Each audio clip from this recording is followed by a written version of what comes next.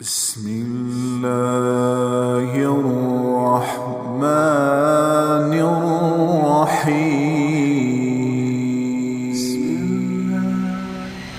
اللہ کی رحمت کے دروازے کھولے ہوئے ہیں اور اللہ اپنے بندوں کو بخشنے کے لیے ان کی دعاؤں کا منتظر، ان کی توبہ کا منتظر ہے.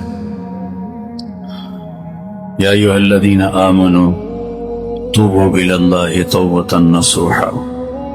یہ اس وقت کی آیت ہماری طرف متوجہ ہے. اے ایمان والو، پوری توبہ کرو.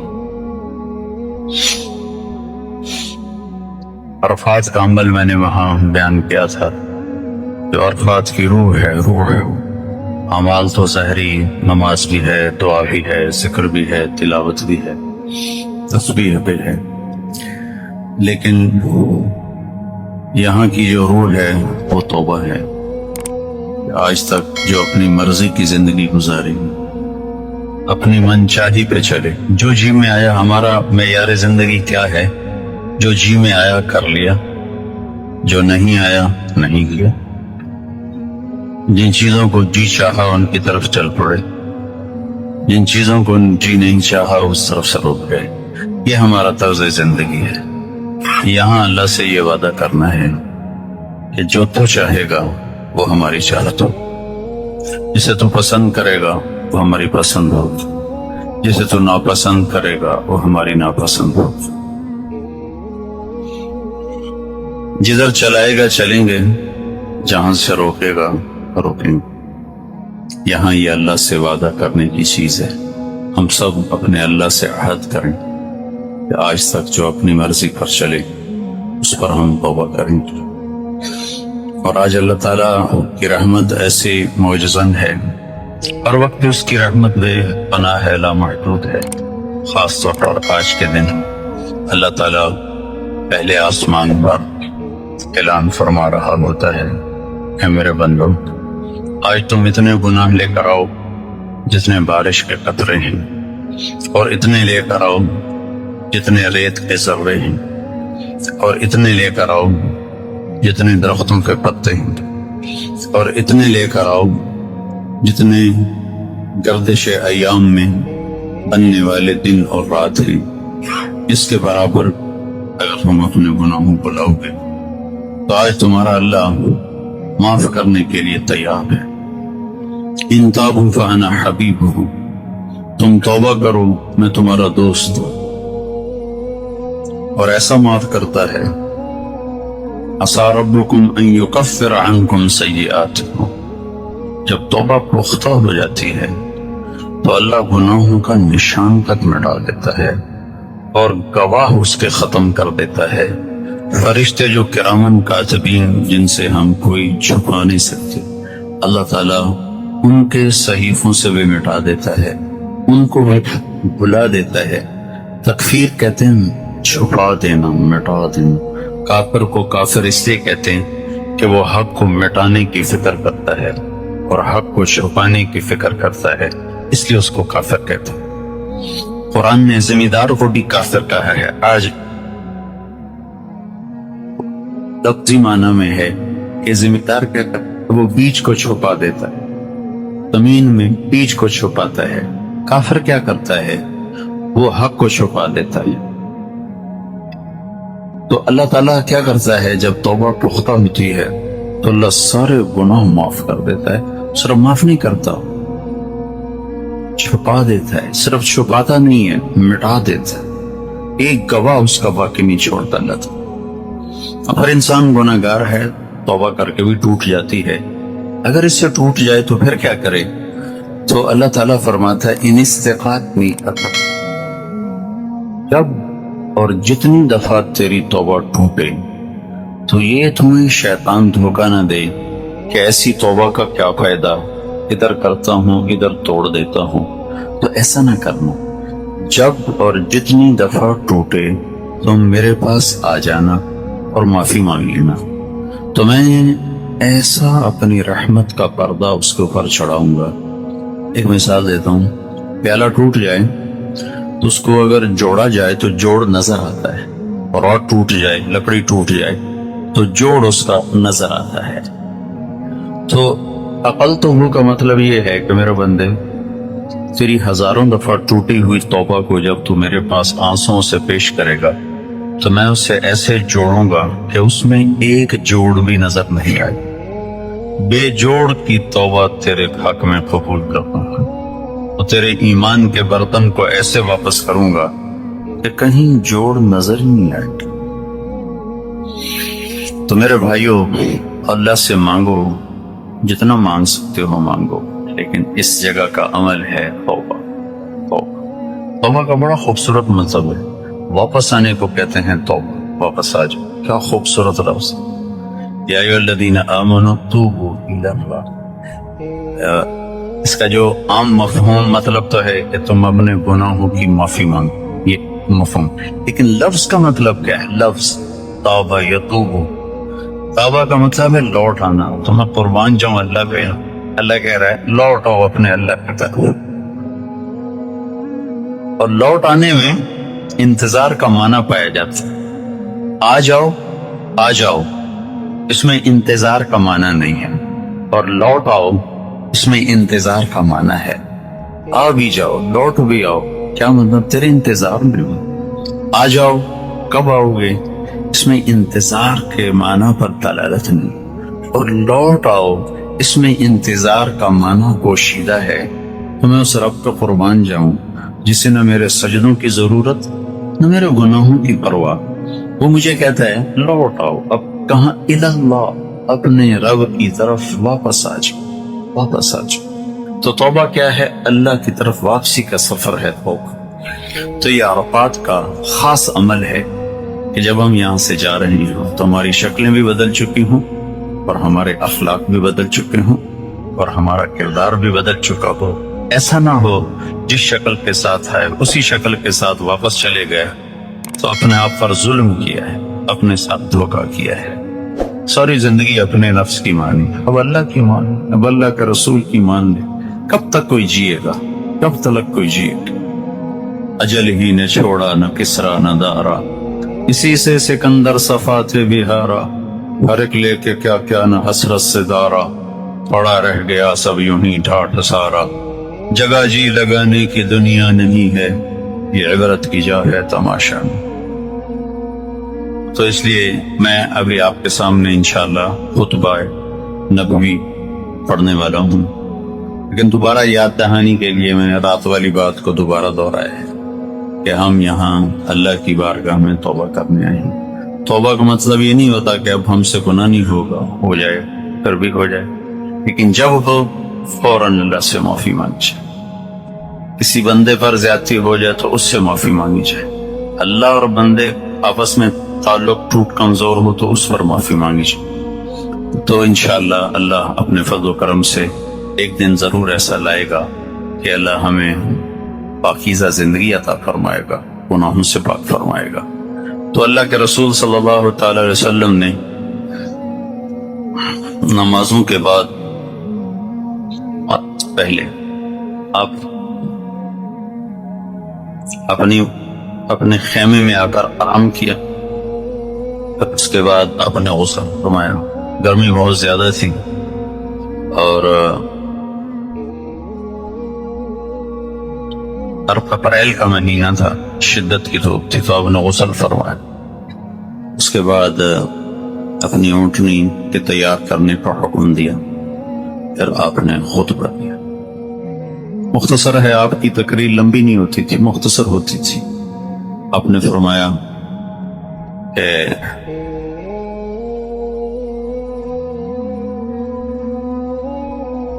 جب آپ خطبہ شروع کرنے لگے تو آپ اونٹنی کے رکاب ہوتے ہیں تو اس میں پاؤں تھے، تو ان پر آپ زور دے کر ایسے کھڑے ہو، اونٹنی پر کھڑے ہو، اونٹنی کے رکاب پاؤں رکھا اور کھڑے ہو گئے، اور کھڑے ہو کر آپ کے سامنے کوئی 1 لاکھ سے اوپر مجمع تھا، 1.25 لاکھ 1.5 لاکھ گنا تو کسی نے ہے نہیں، لیکن عام علماء اس کی جو تعداد بتاتے ہیں وہ 1 سے 1.25 لاکھ کے درمیان بتاتے ہیں، یا کوئی 1.25 لاکھ کے قریب مجمع تھا صحابہ کا۔ تو آپ کونڈی پر ایسے رکاب کے اوپر زور دے کر کھڑے ہوئے اور آپ نے یہ خطبہ دیا۔ پہلے میں اس سارے کا ترجمہ کر دیتا ہوں، پر جو اس میں تفصیل کی چیزیں ہوں گی ان کی تفصیل بتا دوں گا۔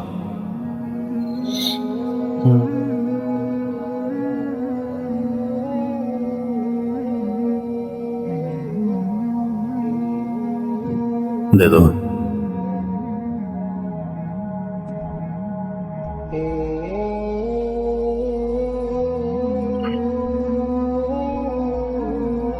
اپنے اللہ تعالیٰ کے حمد و ثنا کے بعد ارشاد فرمایا، اے لوگو، تمہارے جان، مال، عزتیں ایک دوسرے کے لیے قابل احترام ہیں قیامت کے دن تک، جیسے آج کا دن قابل احترام ہے، جیسے آج کا شہر قابل احترام ہے، جیسے آج کا دن قابل احترام ہے، اور آج کا مہینہ۔ ان قریب تم اپنے اللہ سے ملنے والے ہو، اللہ تم سے تمہارے اعمال کے بارے میں پوچھے گا۔ میں نے تمہیں اللہ کا پیغام پہنچا دیا ہے۔ جس کے پاس امانت ہو وہ ضرور واپس کرے۔ امانت کو صاحب حق تک پہنچانا تمہارے ذمہ ہے۔ جاہلیت کے زمانے میں جتنی تمہاری لڑائیاں تھیں، آج وہ میرے قدموں تلے دفن ہو گئی، اور میں ایک دوسرے کے قتل کو معاف کرتا ہوں۔ اور سب سے پہلے میں اپنے خاندان کا قتل، ربیعہ بن حارث بن عبد المطلب، جن کو حذیل نے قتل کیا تھا، میں اس کے خون کو معاف کرتا ہوں۔ اور سنو، آج سود میرے قدموں تلے دفن ہو گیا، تمہارے لیے اصل مال ہے۔ نہ ظلم کرو، نہ ظلم کیا جائے۔ اللہ نے فیصلہ کیا ہے کہ آج کے بعد سود حرام ہے، سود نہیں چلے گا۔ جتنا سود میرے چچا عباس بن عبد المطلب کا تھا، وہ آج میں ختم کرتا ہوں۔ اور سنو، شیطان اس بات سے تو مایوس ہو گیا ہے کہ وہ تمہیں پتھروں کے آگے جھکا سکے۔ تم میرے بعد پتھروں کے آگے تو نہیں جھکو گے، لیکن وہ تمہیں چھوٹی چھوٹی باتوں میں الجھا کر تمہیں آپس میں لڑا دے گا اور تمہیں دستوں گریباں کر دے گا۔ تو اپنے دین کی بھی حفاظت کرنا، عزت آبرو کو بھی بچانا۔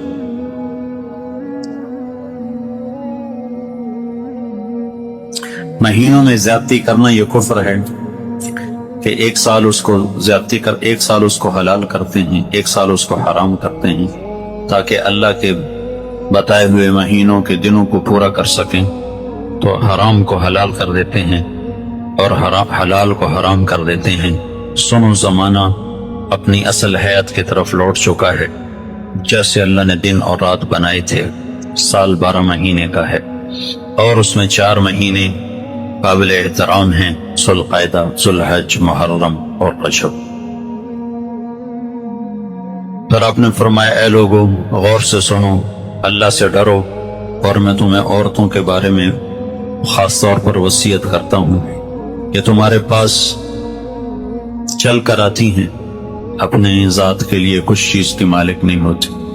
تم انہیں اللہ کے بول کے ساتھ حلال کرتے ہو، ان کی عزت کے مالک بنتے ہو، ان کا تم پر حق ہے، تمہارا ان پر حق ہے۔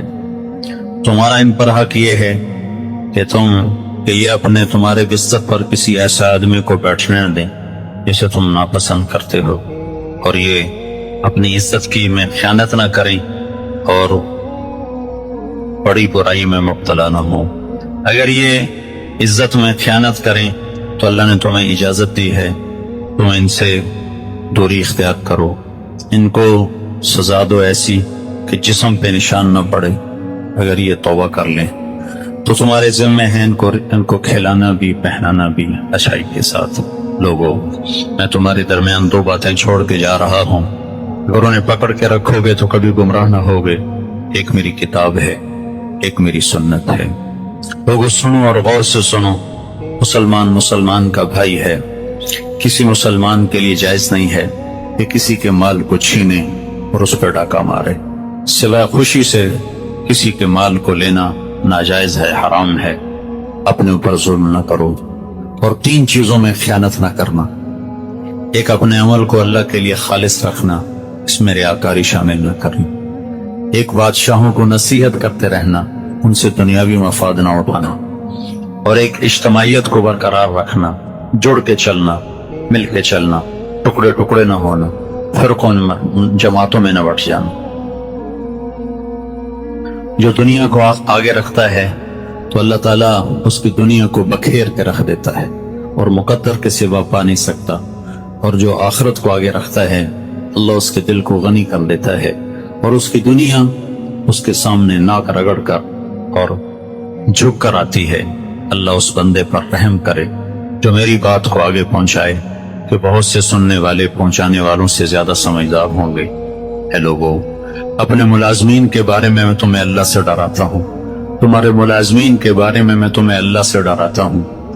انہیں وہ کھلاؤ جو خود کھاتے ہو، وہ پہناؤ جو خود پہنتے ہو۔ اگر وہ کوئی غلط کام کریں اور تم چاہتے ہو ان کو سزا دینا تو سزا نہ دینا، سزا نہ دینا، انہیں بیچ دینا، انہیں فارغ کر دینا، سزا نہ دینا، انہیں عذاب نہ دینا، انہیں ذلیل نہ کرنا، انہیں بے عزت نہ کرنا۔ میں تمہیں پڑوسی کے بارے میں بہت زیادہ نصیحت کرتا ہوں۔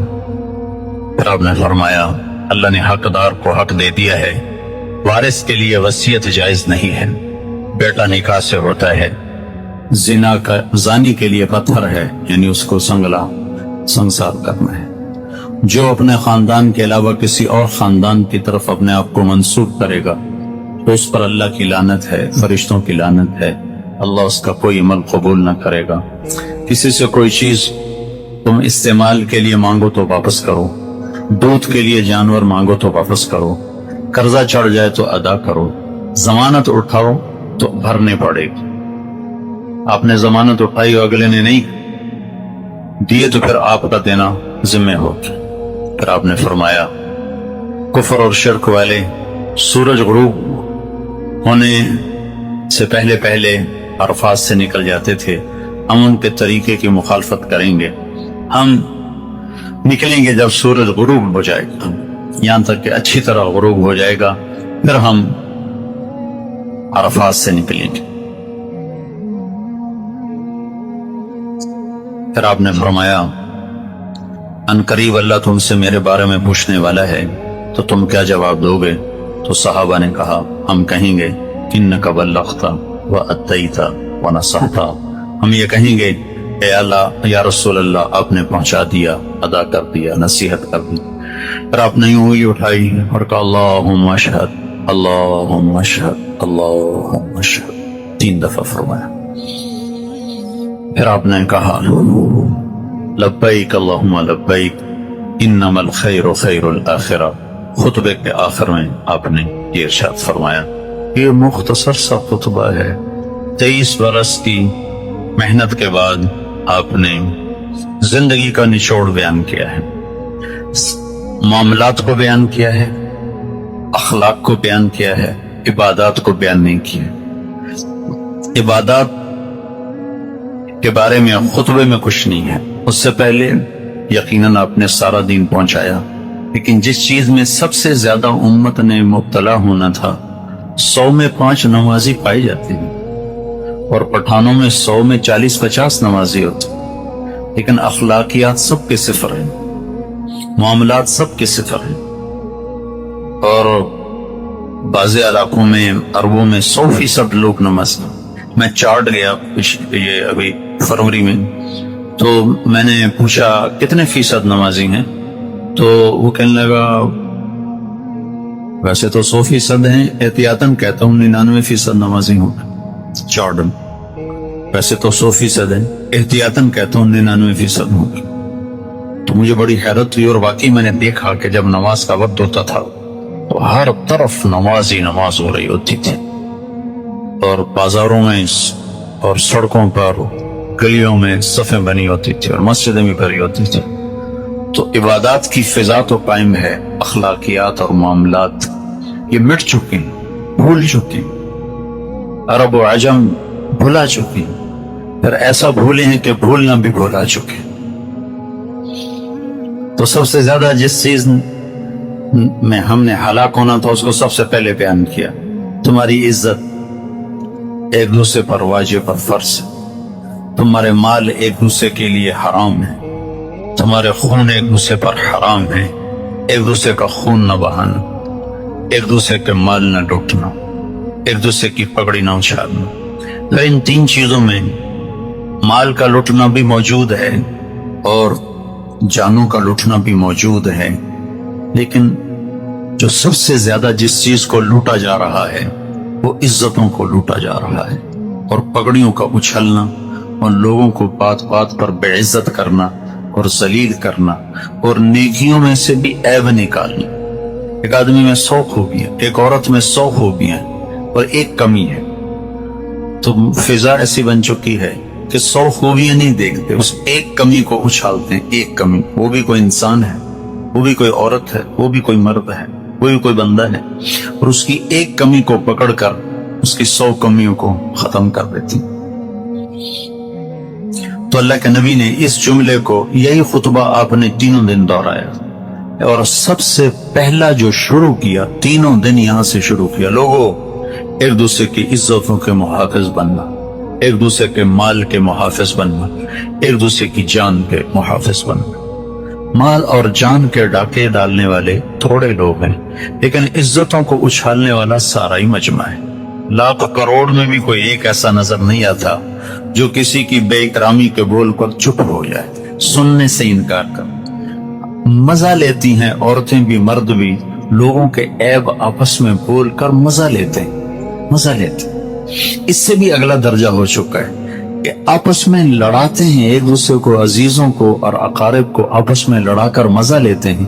اور اللہ کے نبی کا فرمان ہے، جو لوگوں کو آپس میں لڑاتے ہیں وہ اللہ کی نظر میں ایسے حقیر ہیں جیسے تمہاری نظر میں پاخانہ حقیر ہوتا ہے۔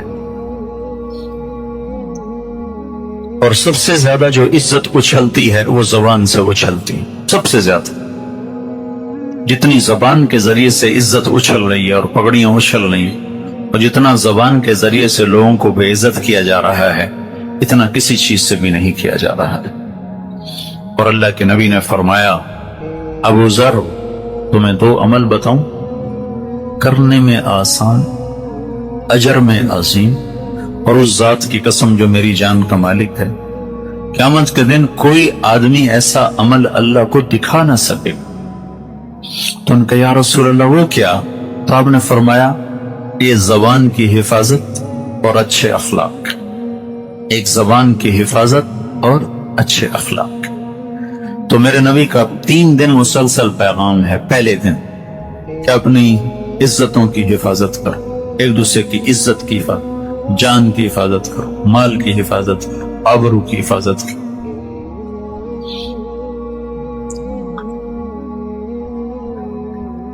عبداللہ بن مہدی بن رستم 3 صدی کے بڑے عالم گزرے۔ میں آپ کو ان کا 3 صدی میں پہاڑوں جیسے راسخ علم والے علماء آئے، تاریخ نے ان کو واضح نہیں کیا، لیکن ایک چھوٹے سے عالم کو واضح کیا ہے ان کے ایک قصے کی وجہ سے۔ یہ بغداد میں ان کی بڑی ہیبت تھی، ان کا تقوی، علم بہت بڑا تھا۔ ان کے پاس ایک لڑکی آئی اور کہنے لگی، مجھ سے زنا ہو گیا ہے، میں حاملہ ہوں، اور میں نے آپ کا نام لے دیا کہ میرا ان سے نکاح ہے، میری عزت بچا لو۔ تو وہ کہتے، میں بڑھاپے میں اپنی عزت کیوں خوار کروں؟ جا دفع ہو، جا دفع ہو، تو نے منہ کالا کیا، میرے پاس کیا کرنے، اب میں بڑھاپے میں اپنی عزت تیری وجہ سے خوار کروں؟ تو ان سے کہنے لگے، بیٹی گھر بیٹھ جا، تیرے اوپر کوئی حرف نہیں آئے گا، جو آئے گا میرے اوپر آئے گا۔ اور اعلان کر دیا، ہمارا نکاح ہے، اور سارے شہر کے تانے سنے، بیٹی سے شادی کر، بیٹی جیسی سے نکاح کر لی۔ بڑھاپے میں عشق یاد آیا اور ان کی عزت کو داغ لگ گیا، لیکن اس بچی کی عزت انہوں نے بچا لی۔ بچہ پیدا ہوا، خوشی منائی، مٹھائیاں تقسیم کی، اور بیٹھ کے مبارک قبول کی، اس بچے کا وظیفہ مقرر کیا۔ پھر اس کے بعد اعلان کیا، بھائی ہم نے طلاق دے، آنا جانا تو تھا نہیں، تو خطرہ ہوا کہیں راز نہ کھل جائے، تو اعلان کر دے بھائی ہم نے طلاق دے دی ہے، اور اس بچی کا وظیفہ مقرر کر دیا۔ 2 سال وہ بچہ زندہ رہا، پھر اس کا انتقال ہو گیا۔ 2 دینار اس کا ماہانہ وظیفہ تھا۔ 2 سال کے بعد وہ بچی آئی اور وہ 24 دینار واپس کیے کہ آپ نے میری عزت بچا لی، میرے لیے یہی کافی ہے، یہ آپ کی امانت میں آپ کو واپس کرنے آئی، تو بیٹی اپنے پاس رکھو، تیرے لیے بھی حلال ہے۔ تو وہ شخص تھوڑی دیر کے لیے بے عزت ہوا اور 1000 سال بعد وہ زندہ ہے، اور عرفات کے میدان میں اس کا اچھے نام سے ذکر کیا جا رہا ہے، اور البدایہ والنہایہ جیسی عظیم کتاب میں وہ انہوں نے جگہ بنائی اس واقعہ کی وجہ سے، اپنے علم، زہد، تقوی کی وجہ سے نہیں۔ کسی کی عزت کو بچائیں، اپنی عزت کو داؤ پہ لگا کر کسی کی بچی کی عزت کو بچانے پر وہ آج بھی تاریخ میں زندہ، اور آج بھی زندہ ہیں، تو ان کا تذکرہ آپ سن رہے ہیں۔ نہ میں ان کے علم کی وجہ سے یہ بات بتائی ہے، نہ ان کے زہد و تقوی کی وجہ سے۔ تو بھائیوں، ایک دوسرے کی عزتوں کے محافظ بنو، اور خاص طور پر اپنی زبان پہ قابو پاؤ۔ پھر آپ نے ارشاد فرمایا کہ میں نے قتل و غارت سارے مٹا دیے ہیں، ایک دوسرے کے خون کے پیسے نہ بننا، ایک دوسرے کے ساتھ دشمنیاں مول نہ لینا۔ پہلے اپنے خون کو معاف کیا، اپنے خاندان کے خون کو معاف کیا، اور معاف کرنے کا اس حد تک آپ نے مظاہرہ فرمایا ہے کہ چچا کا قاتل وحشی آیا، توبہ کیا، آپ نے معاف فرمایا۔ بیٹی پر حملہ کرنے والا حبار بن اسود آیا، توبہ کی، آپ نے معاف کیا۔ پھر آپ نے سود کو حرام قرار دیا، پہلے اس کی حرمت آ چکی تھی، لیکن معاملات سے آہستہ آہستہ نکلا جاتا ہے، تو آپ نے فرمایا آج کے بعد سود میرے قدموں تلے دفن ہو گیا۔ اتنی حیرت کی بات ہے کہ آج کا بڑا تاجر کہتا ہے سود کے بغیر تو انڈسٹری نہیں چلتی، سود کے بغیر تو بڑے کام نہیں چلتے، سود کے بغیر تو کاروبار نہیں چلتا ہے۔ کتنی دلیری کی بات ہے، اللہ سے ٹکر لی ہوئی ہے، اللہ کے رسول سے ٹکر لی ہوئی ہے، جیسے اللہ کی جہنم بجھا دی گئی ہے، وہ جنت کو آگ لگا دی گئی ہے، اور قبر کو فرنشڈ کر دیا گیا ہے، اور منکر نکیر کو بھگا دیا گیا ہے، اور آگے کوئی پوچھنے والا نہیں، کوئی سوال کرنے والا نہیں۔ اتنا بڑا اعلان کہ سود میرے قدموں تلے دفن ہو گیا، اور میں سب سے پہلے اپنے چچا کا سود ختم کرتا ہوں۔ اس پر حضرت عباس نے کہا میرے بھتیجے نے میرا سود معاف کیا ہے، میں اپنے اصل کو بھی معاف کرتا ہوں۔ اللہ نے اس کے بدلے میں ان کے خاندان کو، ان کی اولاد کو، حضرت عباس کے پڑپوتے کو سے لے کر حکومت چلائی، اور 525 سال حضرت عباس کی اولاد نے حکومت کی۔ علماء فرماتے ہیں یہ اس کی برکت تھی، سود اللہ کے نبی نے چھوڑوایا، اور اصل حضرت عباس نے چھوڑ دیا، اصل بھی چھوڑتا ہوں۔ تو بھائیو، ہم مال کے پجاری نہیں ہیں، پیسے کے پجاری نہیں ہیں، ہم انڈسٹری کے پجاری نہیں ہیں کہ ہمارا بہت بڑا کاروبار ہے، ہم بینکوں سے نہ کریں تو کاروبار کیسے چلائیں؟ چھوٹا کر لو، تھوڑا کر لو، زیادہ نہ کرو، تھوڑا کر لو۔ کیسے ٹکر لے سکتے ہیں ہم اللہ اس کے رسول کے اس فرمان سے کہ موضوع سود آج کے بعد میں نے اتار کے پھینک دیا، ختم کر دیا، میرے قدموں تلے ڈال دیا گیا، اور اللہ نے فیصلہ کر دیا ہے کہ آج کے بعد کوئی سود نہیں ہوگا، آج کے بعد کوئی سود نہیں ہوگا۔ تو بھائیو، اللہ کے قرآن میں 2 آدمیوں کا عذاب سب سے خوفناک بتایا گیا ہے۔ 2 آدمی ایسے ہیں جن کو جہنم میں سب سے خوفناک عذاب ہونے والا ہے، ایک ناحق قتل کرنے والا اور ایک سود کھانے والا۔ یہ 2 آدمی سب سے خوفناک عذاب کا شکار ہونے والے ہیں۔ تو اللہ کے نبی کا عرفات کے میدان میں یہ اعلان ہے، سود ظلم و ستم کی بنیاد ہے، سود حرص و حوث کی بنیاد ہے۔ اسلام سخاوت کا مذہب دیتا ہے، اسلام سخاوت کا دین ہے، یہ حرص و حوث کا دین نہیں ہے۔ تو بھائیو، اگر کوئی بھائی سود میں پھنسا ہوا ہے تو اللہ سے توبہ کرے اور اس سے نکلنے کی کوشش کرے۔ نکلنے کا طریقہ یہ ہے کہ کاروبار بڑھانا بند کر دے، کاروبار کو فل سٹاپ لگا دے۔ اگر کاروبار بڑھاتا رہے گا تو اگلی نسلیں بھی سود کے اندر پیدا ہوں گی اور سود میں مر جائیں گے اور کبھی نہیں نکل سکیں گے، اور ایک دن فقیر ہو کر سڑکوں پہ آ جائیں۔ دوسری سے تیسری نسل سود پہ پنپ نہیں سکتی ہے۔ تو جتنا کاروبار ہے اس کو وہاں ختم کرو، وہاں اس کو فل سٹاپ لگا دو، اور اللہ نفع دیتا ہے تو سود اتارو، سود اتارو، سود اتارو، اپنے پیسے سے ساری دنیا میں کاروبار کرو، کون سا منع ہے؟ حضرت طلحہ رضی اللہ عنہ کے اس زمانے میں بحری جہاز چلا کرتے تھے جو عشرہ مبشرہ میں سے ہیں۔ حضرت عبد الرحمن بن عوف رضی اللہ تعالیٰ عنہ کی اولاد میں سونا تقسیم کرتے کرتے آریاں ٹوٹ گئیں، آریاں، سونا کاٹتے کاٹتے آریاں ٹوٹ گئیں، اور وہ ٹاپ 10 صحابہ میں آتے ہیں۔ اور آپ نے کہا عبد الرحمن رحمان کا تاجر ہے، اور انتقال کے وقت 1000 گھوڑے، 10,000 بکریاں، 1000 اونٹ انہوں نے سواریوں کی شکل میں چھوڑا، اور 3 ارب 10 کروڑ 20 لاکھ دینار انہوں نے ترکے کی شکل میں چھوڑا، اور زمینیں، جائیدادیں، مکانات الگ تھے، اور اللہ کے نبی نے کہا عبد الرحمن تو رحمان کا تاجر۔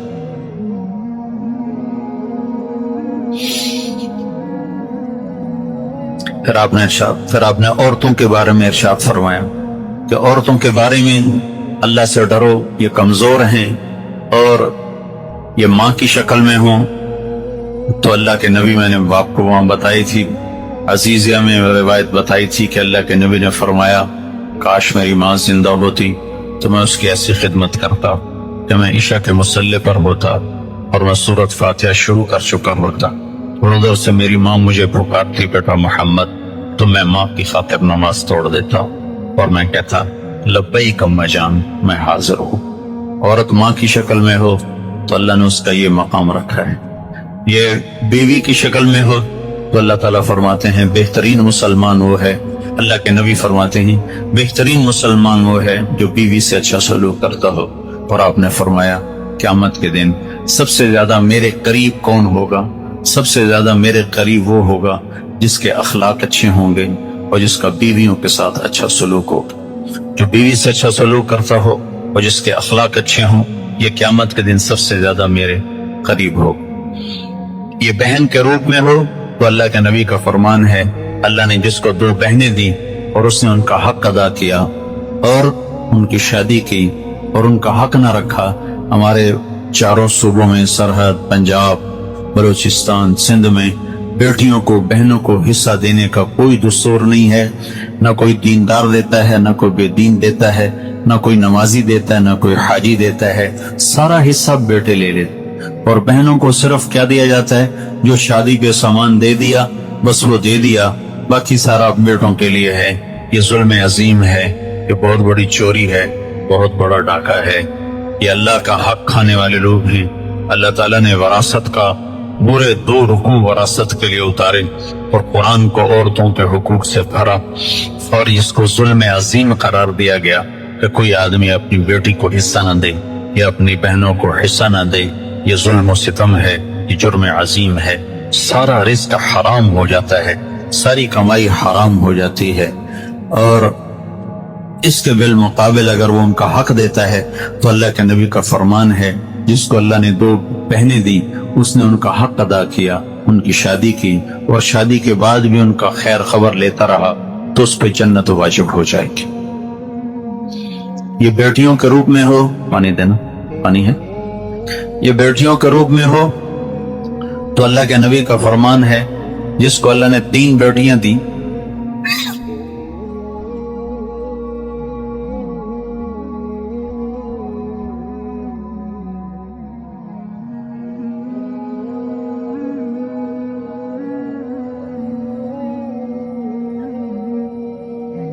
جس کو اللہ نے 3 بیٹیاں دی، اس نے ان کی تربیت اور پرورش کی، شادی کی تو وہ جنت میں چلا جائے۔ ایک صحابی نے کہا 2 ہوں تو کیا؟ آپ نے کہا 2 کی بھی کرے گا تو جنت میں جائے، کہ 1 ہو تو کیا ہے؟ آپ نے کہا 1 کی شادی بھی کر دے تو جنت میں میرا ساتھی۔ 10 بیٹوں کی شادی کرے جنت کا وعدہ نہیں، 1 بیٹی کی شادی کر دے جنت کا وعدہ ہے۔ آپ نے اپنی 4 بیٹیوں کو رخصت فرمایا۔ تو یہاں کمال درجے کی بات اللہ کے نبی نے فرمائی ہے کہ میں تمہیں عورتوں کے بارے میں وصیت کرتا ہوں، اگر ان سے خطا ہو جائے، ان کے ذمہ ہے تمہاری اطاعت کرنا، تمہارے حق کی حفاظت کرنا اور اپنی عزت میں خیانت نہ کرنا۔ اگر ان سے یہ خطا ہو جائے، آخری درجے کی خطا، ہمارے پاکستان میں شک کی بنیاد پہ ذبح کر دیتے، شک کی بنیاد پہ قتل، خود ماں باپ لڑکیوں کو قتل کر دیتے، بیٹا زنا کرتا رہے پردہ ڈالتے رہتے، بیٹا زانی ہو پردے ڈالتے رہتے، بچی سے کچھ ہو جائے ذبح کر دیتے، چاروں طرف بکھرے ہوئے ظلم و ستم کے واقعات ہیں۔ شادی کر کے بھی بچے لڑکے زنا کرتے ہیں، کوئی پرواہ نہیں کرتا، اور بیٹی سے ذرا سی خطا ہو جائے تو اس کو زندہ دفن کر دیتے۔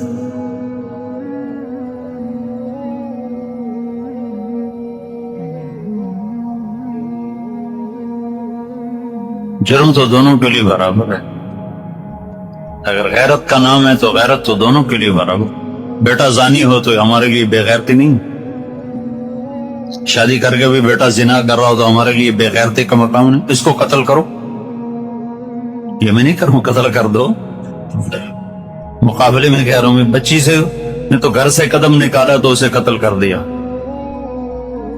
اور بیٹا ساری زندگی منہ کالا کرتا رہا تو کچھ بھی نہیں۔ تو اللہ کے نبی کی سنو کیا کہہ رہے ہیں کہ اگر کسی کی عورت سے بیوی سے یہ برائی ہو جائے، یہ گناہ ہو جائے، آخری درجے کا گناہ ہو جائے، تو اس کو کتنی اجازت ہے؟ اس سے بات نہ کرے، اور کیا ہے؟ اپنا بستر اس سے الگ کر دے، اور کیا ہے؟ اس کو تھپڑ مار سکتا ہے، پٹائی کر سکتا ہے، اس طرح کہ اس کے جسم پر نشان نہ پڑے۔ اگر وہ توبہ کر لے تو پھر اس کے ساتھ وہ حسن سلوک رکھے اور اس کو اس کا عیب یاد نہ دلائے۔ خود اللہ کے نبی کا واقعہ سناتا ہوں۔ حضرت عائشہ رضی اللہ تعالیٰ عنہ پر گناہ کی تہمت لگ عبداللہ بن ابی منافق نے صفوان بن معطل کے ساتھ آپ کو ریلیٹ کر دیا اور پورے مدینے میں ہوا چلا دی، اور 1 مہینہ وحی نہیں آئی۔ اللہ کے نبی حیران پریشان کہ پتہ نہیں حقیقت حال کیا ہے، اور سارے مدینے میں اضطراب، اور حضرت عائشہ رضی اللہ تعالیٰ عنہ کا رو رو کے برا حال کہ کوئی اوپر سے وحی آئے تو پتہ چلے کہ صحیح کیا ہے غلط کیا ہے، اور بات پھیل گئی۔ اس کے بیچ میں بات بتا دوں، اللہ کے نبی کا فرمان ہے نیک عورت پہ تہمت لگانے والا 100 سال کی بندگی کر کے بھی آئے گا تو جہنم میں چلا جائے گا۔ تو عائشہ جیسے رضی اللہ تعالیٰ عنہ جیسی جن کے سینے پر سر رکھے اللہ کے نبی نے جان دی، جن کا گھر آپ کی آرام گاہ بنا، وہ کیسے عظیم ماں ہوں گی، ان پہ یہ تہمت لگی ہوئی ہے۔ آخر 1 مہینے کے بعد اللہ کے نبی حضرت عائشہ کے پاس تشریف لائے اور کیا کہا؟ ان کنت قد قارفت فاستغفر اللہ، اے عائشہ اگر تجھ سے قصور واقعی ہو گیا ہے تو تو توبہ کر لے، اللہ معاف کر دے گا۔ اللہ، کیا ظرف ہے، کیا اخلاق ہیں، اور کیا درس ہے۔ اور اگر تو پاک دامن ہے تو اللہ انشاءاللہ ضرور تیرے بارے میں گواہی دے گا۔ تو حضرت عائشہ رضی اللہ عنہ 3 دن سے تو کھایا کچھ نہیں تھا اور رو رہی تھی، تو ایک دم آنسو خشک اٹھ کے بیٹھ گئی اور کہنے لگی اب ابو بکر صدیق سے کہنے لگی ابا تو میری گواہی دے۔ تو وہ اللہ کے نبی کے روب میں چپ، بولے ہی نہیں۔ وہ کہا اماں تو میری گواہی دے، وہ بھی اللہ کے نبی کے حیبت میں چپ، بولے ہی نہیں۔ تو حضرت عائشہ فرمانے لگی اگر سچ کہوں تو آپ لوگ مانو گے نہیں، اور جھوٹ کہوں تو اپنے آپ کو خود داغدار کروں۔ میرا کسی سے کوئی گلہ اور شکوہ نہیں، میرا میرے رب سے گلہ ہے، میں اپنے اللہ سے بات کرتا اور وہ کہتی ہوں جو یوسف کے باپ نے کہا تھا۔ کہنے لگی مجھے غم کی وجہ سے یعقوب علیہ السلام کا نام ہی بھول گیا۔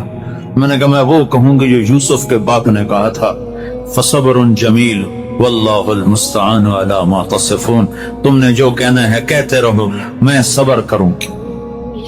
اور یہ کہہ کر دوبارہ لیٹ گئی تو ایک دم حضرت اللہ کے نبی پر وحی اترنا شروع ہوئی۔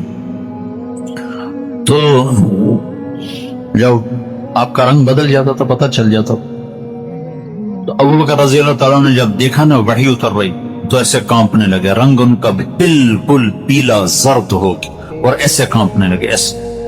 میں صدیق کے صبر پہ قربان جاؤں، 1 مہینہ عائشہ جیسی بیٹی پہ تہمت لگی رہی، وہ لوگ پھیلا رہے، ایک جملہ نہیں کہا، ایک جملہ اللہ کے نبی سے آ کر شکایت نہیں کی، ہاں صرف 1 لفظ بولے، 1 لفظ پورے مہینے میں 1 لفظ، بس اتنا کہا سبحان اللہ، یہ کام تو ہم نے جاہلیت میں نہ کیا، اسلام لانے کے بعد کہاں کر سکتے تھے؟ بس ایک چپ اور خاموش.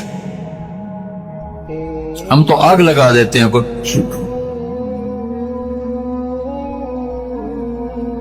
ایک الزام لگائے ہم 100 لگا دیتے.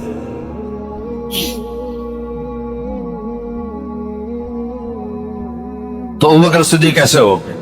اس لیے ان کو تو خبر نہیں تھی کہ وہی کیا آ رہی، وہ قصہ کیا ہے. اور ام رومان آپ کی والدہ وہ بھی ایسے ہو رہی ہیں پیلی زر. لیکن حضرت عائشہ کہتے مجھے اطمینان تھا کہ اللہ کو پتہ ہے میں کیا ہوں، لیکن کہنے لگی مجھے یہ نہیں پتا تھا کہ میرے بارے میں اللہ قرآن ہی اتار دے گا. میں یہ سمجھ رہی تھی جبریل آئے گا اور آ کر کہے گا یہ غلط ہے، بس قصہ ختم ہو جائے. لیکن مجھے یہ نہیں خبر تھی کہ قیامت تک میرا نام قرآن میں زندہ ہو جائے. تو سورہ نور کی 14 آیات اللہ نے اتاری، اور علماء نے لکھا ہے پورے قرآن میں اللہ نے جیسے ان آیات میں غصے کا اظہار کیا ہے، پورے قرآن میں کسی ایک جگہ بھی ایسا غصے کا اظہار اللہ نے نہیں کیا. فرعون قارون کے تذکرے پر اللہ ایسے غیظ و غضب میں نہیں ہے جتنا ان آیات میں اللہ نے غیظ و غضب کا اظہار کیا. ان الذين جاءوا بالافك عصبة منكم لا تحسبوه شرا لكم بل هو خير لكم لكل امرئ منهم ما اكتسب من الاثم والذي تولى كبره منهم عذاب عليم. سے لے کر آگے 14 آیات اللہ تعالیٰ نے اتاری. تو جب وہ وہی قدم ہوئی تو حضرت عائشہ رضی اللہ عنہ تو اطمینان سے تھی. تو اللہ کے نبی نے آنکھیں کھول کر ہنستے ہوئے کہا عائشہ تجھے مبارک، اللہ خود تیری گواہی دینے کے لیے آتی. علماء کہتے ہیں یوسف علیہ السلام پر تہمت لگی تو بچے نے گواہی دی، بچے نے گواہی دی. اور اما عائشہ پہ تہمت لگی تو اللہ خود گواہی دینے آتی، اللہ گواہ بن کے. تو ام رومان نے کہا بیٹی اٹھو اللہ کے نبی کا شکر ادا کرو. تو اس وقت ان پر ایک جذب کی کیفیت تھی.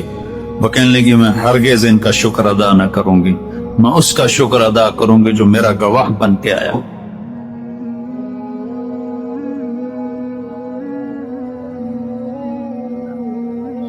اس قصے کے پیچھے زبان کی حفاظت کا بڑا سبق ہے. اگر اللہ چاہتے تو اسی وقت وہی اتار دیتے کہ یہ سب بکواس ہے. 1 مہینہ مؤخر کیا صرف آپ کو بتانے کے لیے کہ زبان کی لگائی ہوئی آگ کہاں تک جاتی. اور زبان سے جو آگ بھڑکتی ہے اسے 7 سمندر اور 7 آسمان کی بارش میں نہیں بجھا سکتے. اور زبان سے جو گلشن مہکتے ہیں پوری دنیا کی خزائیں مل کر اس میں بہار کو نکال نہیں سکتے. تو عورتوں کے بارے میں اللہ کے نبی نے فرمایا ان کے حقوق کا خیال کرو، ان کے حقوق کی رعایت کرو، ہر روپ میں یہ قابل احترام ہے.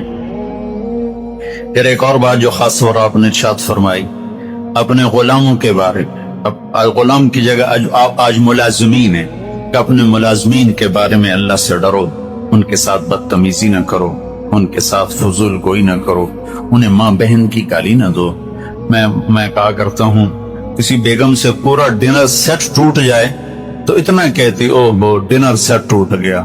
اور ملازمہ سے ایک پرچ ٹوٹ جائے پرچ تو ساری عزت پکڑا کے اس کے ہاتھ میں دے دیتی ہے کہ غریب کی نہ کوئی عزت ہے، نہ غریب کی ماں ہے، نہ غریب کی بیٹی ہے، نہ غریب کی بہن ہے.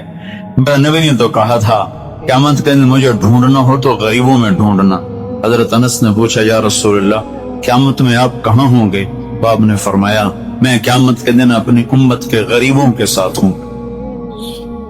اپنے ہاتھ سے گاڑی لگ جائے تو خالی اتنا کہتے ہو یار گاڑی لگ جائے. ڈرائیور کے ہاتھ سے لگ جائے تو نہ اس کی ماں بچتی ہے، نہ بہن بچتی ہے، نہ بیٹی بچتی. اپنے ہاتھوں سے نقصان ہو جائے تو کچھ تھوڑا سا افسوس کرتا ہے. نوکر کے ہاتھوں نقصان ہو جائے تو اگلے پچھلے اس کے قضیے برابر کر دیتے.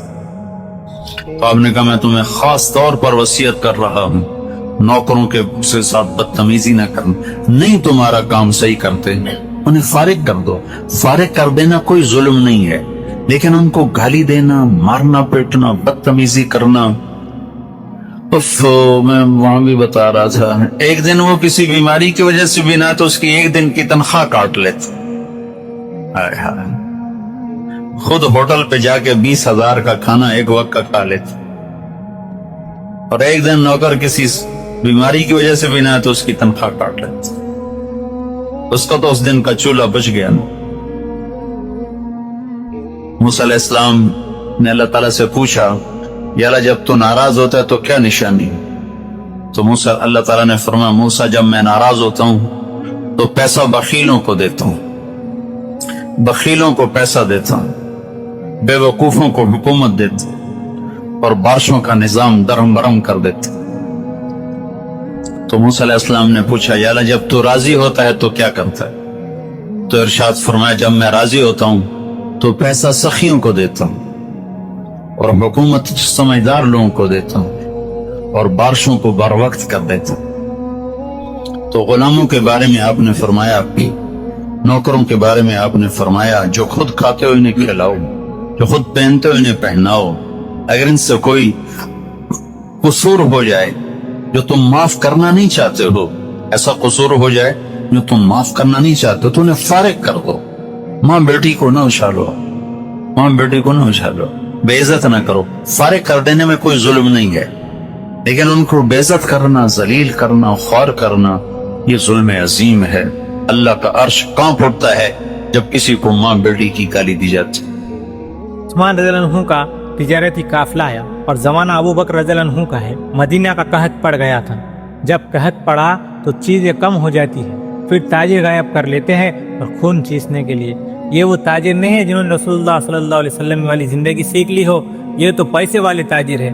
तो काफिला 100 ऊँट साजो सामान से भरे हुए तो परचून वाले ताजिर आ गए।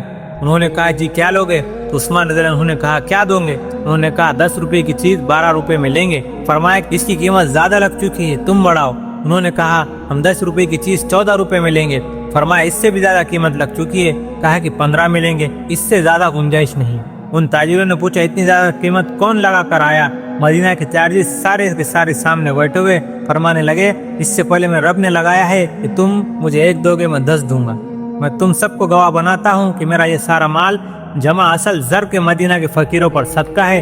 रात को हज़रत अब्दुल्लाह बिन अब्बास रज़ियल्लाहु अन्हु हुजूर अकरम सल्लल्लाहु अलैहि वसल्लम के चचाजाद भाई है। उन्होंने ख्वाब में देखा कि हुजूर अकरम सल्लल्लाहु अलैहि वसल्लम सफेद घोड़े पर सवार है, सब्ज पोशाक है, आप तेजी से निकल रहे हैं। उन्होंने घोड़े की लगाम पकड़ ली। या रसूलुल्लाह आपसे बात करने को जी चाहता है, बैठने को जी चाहता है। तो आपने फरमाया कि आज तो उस्मान ने अल्लाह ताला के नाम पर सदका किया, वो कबूल हो गया और अल्लाह ताला ने उसकी जन्नत की हूर से शादी की है। उसके वलीमे में सारे जन्नतों को बुलाया है, मैं भी उसके वलीमे में शिरकत के लिए जा रहा हूँ। मेरे भाइयों, अल्लाह ताला के इल्म पर आ जाना ये हमारे तमाम मसाइल का हल है, क्योंकि हमें इस ईमान की सतह हासिल नहीं, इसलिए मेहनत करनी पड़ेगी कि मेहनत करते करते ईमान इस सतह पर आ जाए कि सारी दुनिया अल्लाह ताला के हुक्मों के सामने बेहैसियत नजर आए। देखो ना, मैं जब हुक्म इलाही तोड़ता हूँ तो गोया मैंने अपने नफ्स की ख्वाहिश को अल्लाह ताला के हुक्म से भी ऊंचा कर दिया। ये तबलीग का काम हो रहा है, इसमें इस बात की मेहनत है कि हर मुसलमान अल्लाह ताला और उसके रसूल के हुक्मों का पाबंद होकर चले। पूरी जिंदगी पाबंद बनने के लिए एक दिन काफी नहीं, ये बरसा बरस की मेहनत है। फिर 4 महीने लगाने से मसला हल नहीं होता। ये तो मुस्तकबिल की मेहनत है कि रोजाना अपने ईमान को सीखने के लिए वक्त निकाले। बदहजमी होती है तो सारी जिंदगी परहेज करना पड़ता है। इसी तरह हमारी जिंदगी की सारी गर्दिश टेढ़ी हो चुकी है, ये एक दिन में ठीक नहीं होंगी, लेकिन नाउम्मीद होने की भी कोई बात नहीं। एक मर्तबा तौबा कर ले तो पिछले सारे गुनाह माफ हो जाएंगे। खैबर का किला फतेह नहीं हो रहा था। हज़रत अबू बकर रज़ियल्लाहु अन्हु से नहीं हुआ, हज़रत उमर रज़ियल्लाहु अन्हु से नहीं हुआ। आपने फरमाया कल झंडा उसको दूंगा जो अल्लाह ताला और उसके रसूल सल्लल्लाहु अलैहि वसल्लम को प्यार करता है, और अल्लाह ताला और उसके रसूल भी उससे प्यार करते हैं। जानी बहन की मोहब्बत। हज़रत उमर रज़ियल्लाहु अन्हु ने फरमाया कभी अमारत और हुकूमत की ख्वाहिश पैदा नहीं हुई, आज ख्वाहिश पैदा हुई है कि काश झंडा मुझे मिल जाए, क्योंकि आपने जो इरशाद फरमाया ये बहुत बड़ी गवाही है कि अल्लाह ताला और उसका रसूल उससे प्यार करते हैं। तो अगले दिन आपने फरमाया अली कहाँ है? हज़रत अली रज़ियल्लाहु अन्हु की आंखें खराब थी, देख नहीं सकते थे, आंखें खराब है। फरमाया बुलाओ, बुलाया गया, आंखों में लुआब डाला, फिर फरमाया कि जाओ। इनसे पहले एक साहबी हमलावर हुए थे, हजरत सईद बिन आमिर रज़ियल्लाहु अन्हु, बहुत बड़े साहबी है, मुखालिफिन के हमले से शहीद हुए। उन काफिरों में से एक दंदनाता हुआ आया कि कोई है मेरे मुकाबले में, मैं वो मरहब हूँ जिसको खैबर जानता है, हथियारों का आजमाया हुआ हूँ। हजरत अली रज़ियल्लाहु अन्हु जवाब में आगे बढ़े, मैं भी आ रहा हूँ जिसका नाम उसकी माँ ने हैदर रखा है। हैदर शेर को कहते हैं, शेर के अरबी जबान में 100 के करीब नाम है। मैं शेर हूँ जंगल का जिसको देखकर सबके होश गुम हो जाते हैं। कहा मैं जंगल का शेर हूँ। एक ही वार में 2 टुकड़े कर दिए और खैबर के किले के दरवाजे को उठाकर پھینک دیا، جس کو بعد میں 40 آدمیوں نے اٹھایا۔